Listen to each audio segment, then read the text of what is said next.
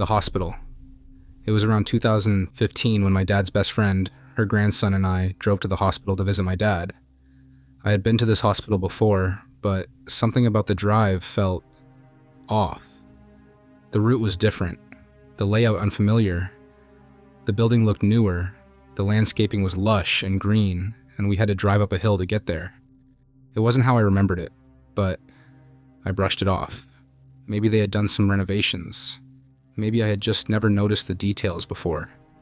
Once inside, we found my dad's room on the first floor.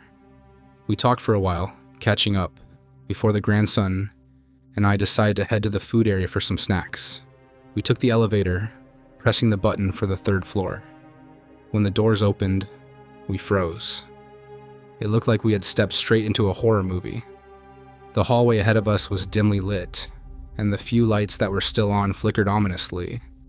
Some of the fixtures were hanging loose, swaying slightly from exposed wires.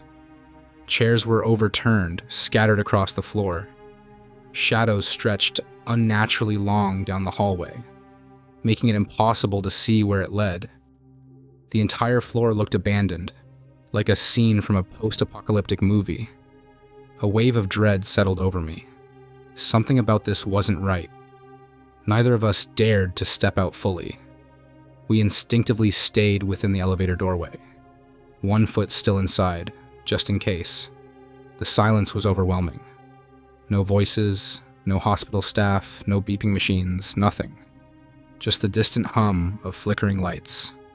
Then, as if some unseen instinct kicked in, we hit the button and the door shut. We rode back down, feeling shaken but unsure of what we had just seen. When we got back to my dad's room, we told the others what had happened. They looked at us like we were crazy. My dad's best friend insisted we must have gone to the wrong floor, but we knew what we saw. Still, we left later that day, pushing the experience to the back of our minds. But I couldn't let it go. A week later, curiosity got the best of me. I needed to see that floor again, needed to prove to myself that it was real. This time, I took the bus to the hospital alone. But as soon as I arrived, I felt another wave of confusion. The hospital wasn't where I remembered it being. The drive had felt short the first time, but now it was much further out than before. And the building itself was different, larger, with more floors. The hospital I had visited a week ago had 3 levels.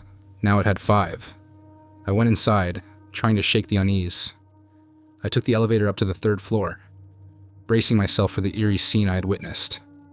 But when the doors opened, it was nothing like before. The hallways were pristine, brightly lit, and completely normal. No flickering lights, no overturned chairs, no abandoned, lifeless atmosphere. Even stranger, this was now the floor my dad was on. According to everyone at the hospital, he had always been on this floor. No one remembered him ever being on the 1st floor. It was as if the version of the hospital I had visited before, new layout, 3 floors, eerie 3rd level, had never existed. To this day, I don't know what happened. Did I slip into a parallel reality? A glitch in time?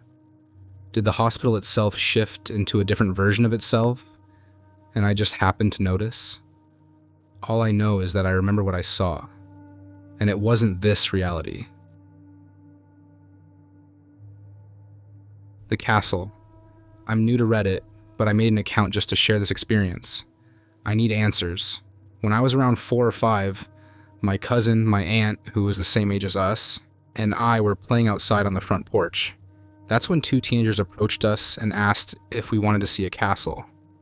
Even at that age, I knew this was a bad idea. But my cousin was too curious to say no, and I didn't want him to go alone. So we followed them. They led us into the woods, walking along a trail that felt endless, though realistically, it was probably about 20 minutes. Then, suddenly, we saw it. A castle. Not just any castle, but something straight out of a fairy tale. Majestic, gleaming, impossibly beautiful. It looked like it was made of light, as if we had stumbled into some secret city of wealth and wonder. We stared in awe, then turned to each other, wordlessly agreeing on what we had to do. We sprinted home to tell our parents. Here's where things get weird. The run back felt instantaneous, like it took mere seconds compared to the long walk there. When we burst into the house, breathless and exhilarated, my mom was immediately on edge. She told us no more playing outside for the rest of the day. But the more I think about it, the less sense it makes. My mom was incredibly strict. So strict that she wouldn't have let me out of her sight for more than a minute. The front door was open the entire time. There's no way two strangers could have lured us deep into the woods without her noticing. And yet, we had been gone long enough to walk for 20 minutes, see a castle, and make it back in a blink. Years later, I've searched for anything that could explain what we saw. There's no church, no mansion, no old building in the area that even remotely resembles a castle. My mom confirms there was never anything like that nearby. And here's the part that haunts me the most. All three of us remember it. We've talked about it at ages 6, 8, 12, 15. Every time we see each other, we bring it up.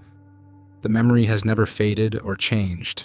We all recall the same shining castle, the same bizarrely fast return, the same eerie sense that something wasn't quite right. So what happened? A glitch in reality? A parallel universe? Divine intervention? Pure imagination? Or, on the darker side of possibilities, were two strangers leading us somewhere with far worse intentions? I've wanted answers for 20 years. Has anyone else ever experienced something like this? The Vanishing Village. In the autumn of 1957, I set out with two fellow Royal Navy cadets, Michael Crowley and Ray Baker, on what should have been a routine map-reading exercise in the Suffolk countryside. Our path led us to the village of Kersey, a place known for its medieval charm. As we approached, the distant chime of church bells carried through the crisp air, and wisps of smoke curled lazily from chimneys. It was a postcard-perfect scene of English rural life. But the moment we stepped into Kersey, something felt wrong. The bells stopped mid-chime, the birds fell silent, and the very air seemed to grow heavy with an unnatural stillness. The streets were empty, not a soul in sight. There were no parked cars, no telephone wires, no signs of the modern world at all. The buildings looked ancient, their timber frames weathered, the glass in the windows murky and green with grime. Beneath our boots, the road was roughly cobbled, not paved as we had expected. Curiosity got the better of us, and we peered into one of the buildings. It seemed to be a butcher shop, but instead of neatly displayed cuts of meat, several skinned oxen carcasses hung from the ceiling, their flesh tinged green with age. The sight turned my stomach. No butcher in the 1950s would keep meat in such a state. Another building offered no comfort. It was completely empty, its whitewashed walls bare, as though whoever had lived there had fled in a hurry. Then we noticed something even stranger. The church tower we had clearly seen from the hillside before entering Kersey was gone. The oppressive silence pressed in on us, a weight we could feel on our very bones. Without a word, we all knew it was time to leave. The moment we climbed the hill leading out of the village, the world snapped back into place. The church bells rang again.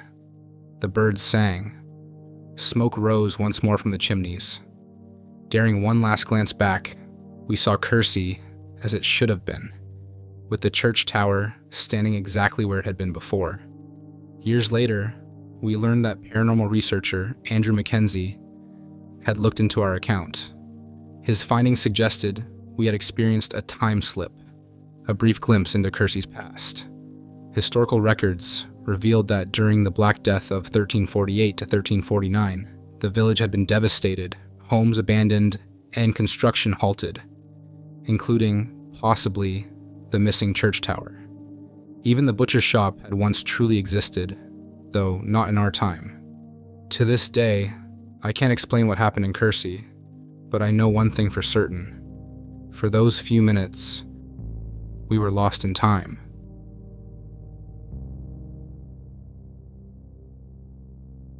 The Sonic. When I was in college, I lived in an apartment near a Sonic. It was right on my way home, and I'd stop there often, especially on late nights when I was too exhausted to cook. I worked long hours in a lab.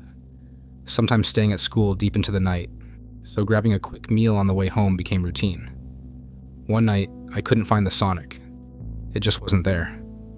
I drove past the spot where it had always been, but it was gone. I turned around, retraced my route, and drove up and down the road, confused and getting increasingly desperate. I was hungry, and nothing else was open that late. The road I was on was the main drag through town. Long, straight, familiar. But no matter how many times I passed that section, there was no Sonic. Eventually, I found it. But it wasn't where it had been before. It was farther up the road, in a completely different spot. I was baffled, but chalked it up to exhaustion. Maybe I was just so overworked that my memory was playing tricks on me. Over the next few days, I kept checking the original location, looking for any sign that a Sonic had ever been there. Their buildings are pretty recognizable, even if abandoned, but there was nothing. Just the same shops and streets that had always been there. I even asked some classmates if they remembered a Sonic ever being in the spot I swore it had been. No one did. The Sonic had always been in its current location. My family didn't live in that town, but my dad had gone to the same college years before. He was familiar with the area and had driven into town occasionally over the years. A while after my weird Sonic experience, I had to fly out of town. A friend dropped me off at the airport, but my return flight was late at night, so I asked my dad to pick me up. On the drive back, I was exhausted and zoning out while my dad handled the road. We were hungry, and as usual, the only place open was Sonic. I wasn't paying much attention when we passed it, until my dad suddenly whipped his head around and laughed. "Wait, wasn't that Sonic farther down the road?" he said, already turning the car around. Something clicked. I laughed too, but I didn't say anything.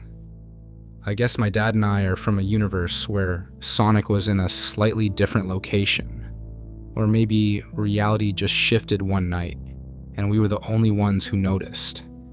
It wasn't the only strange thing that's ever happened to me, but it's the one that sticks with me the most. I think I stepped into a parallel universe. This happened when I was 18 or 19, and I remember it vividly because of how unsettling it was. I've had strange experiences in dreams before, but never in broad daylight. At the time, I was still living in my childhood home, where my family had moved when I was 3. I had a routine of taking daily walks in the nearby park, something I'd done almost every day since I was 14 or 15. It was a summer afternoon, around 1 or 2 p.m., and I was heading out as usual. I slipped on my shoes, opened the front door, and stepped outside. That's when everything felt wrong. Visually, nothing had changed. The small ravine next to our house, the tree in the front yard, the steep driveway, the neighbors' homes, everything looked exactly as it should. But something was off. The entire neighborhood felt warped in a way I couldn't explain. I stood there, trying to pinpoint what felt so disturbingly different, but there was nothing to see. Just an overwhelming sense that reality itself was slightly incorrect. After a minute or so, I shook it off and started walking down the driveway. Halfway down, I noticed my neighbor across the street tending to his garden. He looked up at me and froze. His face went pale, his eyes widened in shock, like he had just seen a ghost. His mouth opened, as if he was about to speak. Before he could get a word out, before I could even process his reaction, I was back inside my house, standing at the front door, about to leave. I hadn't turned around. I hadn't walked back inside. I was just there again, like I had been reset. My heart was pounding. I opened the door, expecting what exactly? I don't know, but everything felt normal again. Whatever strange, distorted feeling had settled over my neighborhood was completely gone. The only difference? My neighbor wasn't outside anymore. I didn't go for a walk that day. Years later, I still have no explanation for what happened. The strangest part isn't even the teleportation or my neighbor's reaction. It's that feeling of wrongness. The world looked the same but felt entirely different, as if I had slipped into a version of my neighborhood that wasn't quite mine. I don't know how to explain it, and I don't think I'll ever forget it.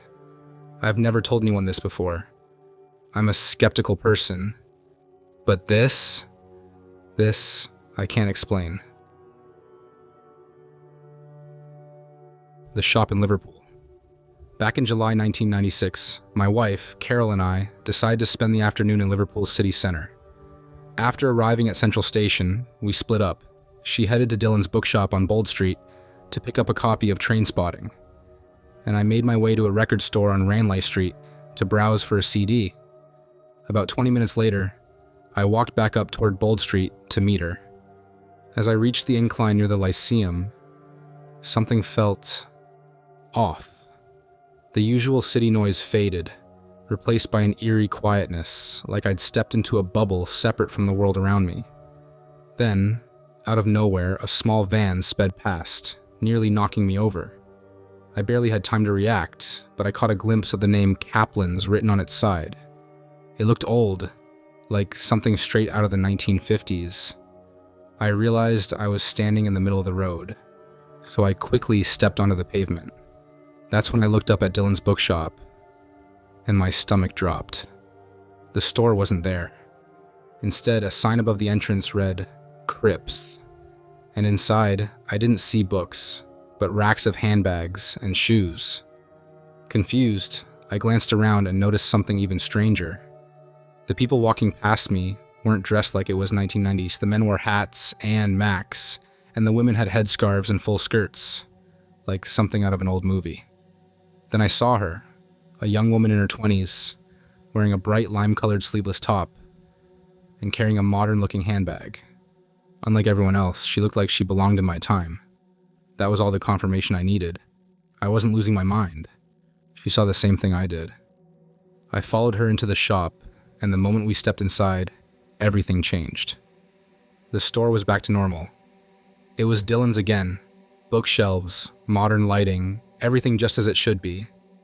The woman looked just as startled as I felt. She turned to me and said, "I thought this was a clothes shop. I was going to look around, but it's a bookshop."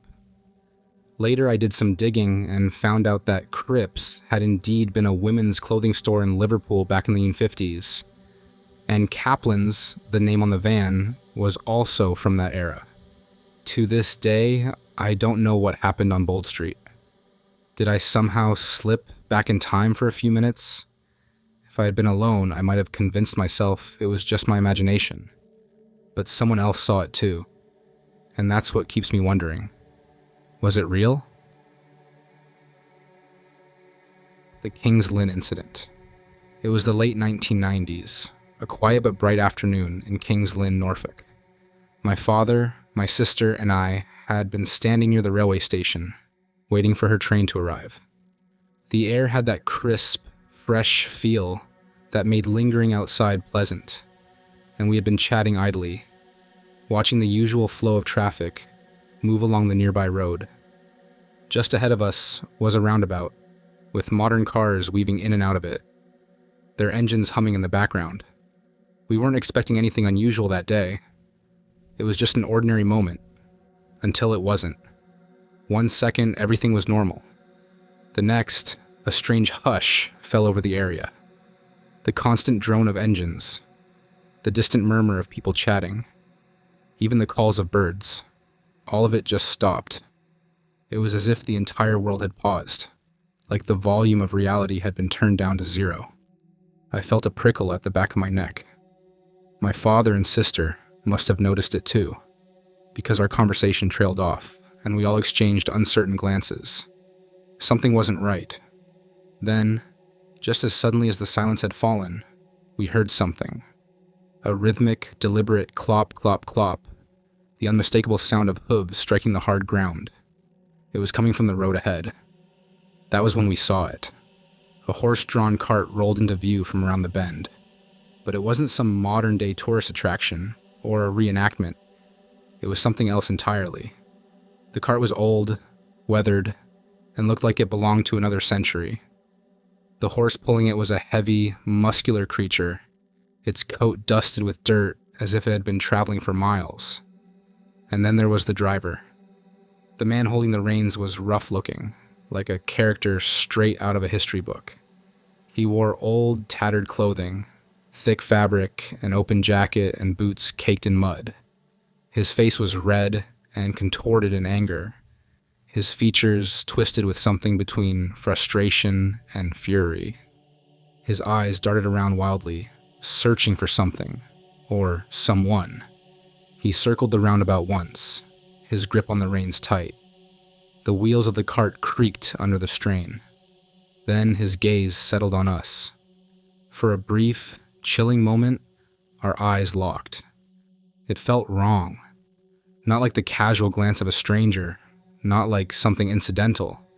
It felt like he saw us, as if we weren't just passive observers, but somehow intruding on his world. His face twisted even more, his expression unreadable but intense, like he was trying to figure something out, whether we were a threat or if we even belonged there at all. Then, just as quickly as he had appeared, he yanked the reins, turning the horse around sharply. The cart lurched, and with another series of hoofbeats, he disappeared down the road from where he had come. We stood frozen. For a few seconds, everything remained eerily still. Then, just like that, the world around us snapped back into place. The silence lifted, and the familiar sounds of the present came rushing back. The hum of engines, the chatter of passers-by, the normal rhythm of life. For a moment, none of us spoke. Then, my father broke the silence. "Did you see that?" My sister and I just nodded, still stunned. We had all seen it. Not just one of us, all of us, and we had no way to explain it. Later, we tried to make sense of it. Had we imagined it? Hallucinated? But how could three people share the same exact vision?